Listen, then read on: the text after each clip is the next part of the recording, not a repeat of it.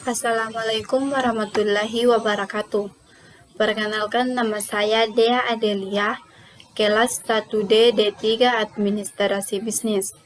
Di video ini, saya akan menjelaskan beberapa pertanyaan mengenai etika dan hukum bisnis. Yang pertama, jelaskan jenis-jenis organisasi bisnis. Menurut dari artikel yang saya baca, ada 4 jenis organisasi bisnis, yaitu yang pertama, perusahaan perseorangan, yaitu pemiliknya hanya satu orang yang disebut proprietor, yang seringkali mengelola jalannya bisnis. Perusahaan perseorangan cenderung berupa stok retail kecil atau bisnis profesional, seperti dokter, pengacara, dan akuntan. Yang kedua, persekutuan, yaitu menggabungkan 2 atau lebih individu sebagai pemilik bersama. Setiap pemilik merupakan partner.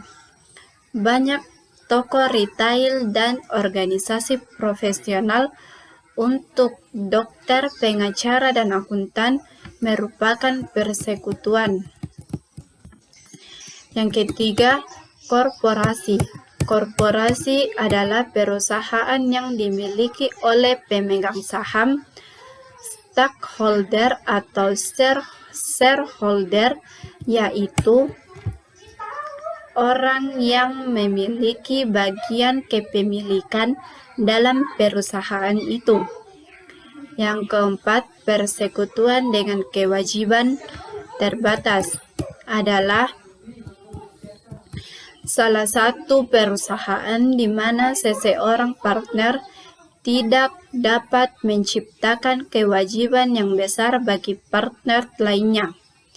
Yang kedua, saya akan menjelaskan tentang perbedaan PT dan CV. Perbedaan PT dan CV yaitu PT merupakan badan usaha yang berbentuk badan hukum yang statusnya diatur Undang-Undang Nomor 40 Tahun 2007 tentang perseroan terbatas. Sementara CV bukan usaha yang berbadan hukum karena tidak ada regulasi yang mengaturnya. Yang ketiga, saya akan menjelaskan peran hukum dalam dunia bisnis. Peranan hukum dalam dunia bisnis yaitu akan menjamin fungsi keamanan mekanisme pasar, melindungi usaha terutama UMKM, dan memperbaiki sistem keuangan dan perbankan. Intinya, adanya hukum yang khusus mengatur aspek ini akan mewujudkan bisnis yang adil dan merata bagi semua pihak. Yang keempat, saya akan menjelaskan tentang kenapa merek dagang sangat penting dalam sebuah bisnis. Ada beberapa alasan mengapa merek dagang sangat penting dalam sebuah bisnis, yaitu dapat membedakan produk kita dengan produk pesaing, menambah nilai produk, merek bisa menambah image sebuah produk, konsumen melihat merek sebagai tolak ukur dari sebuah produk. Yang kelima, saya akan menjelaskan tentang syarat sahnya perjanjian jual beli.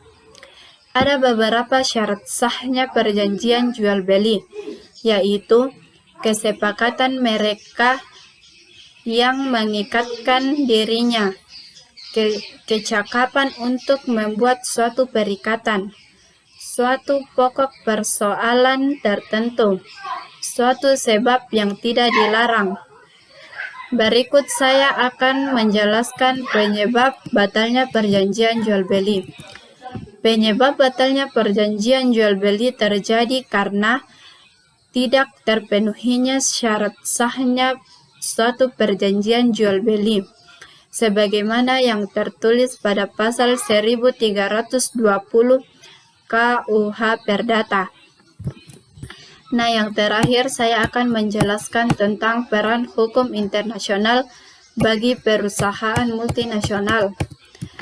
Peran hukum internasional bagi perusahaan multinasional yaitu hukum internasional berupaya dalam menempatkan MNC sebagai subjek hukum internasional dengan tujuan agar MNC dapat dibebankan tanggung jawab melalui pelaksanaan sebuah instrumen hukum internasional.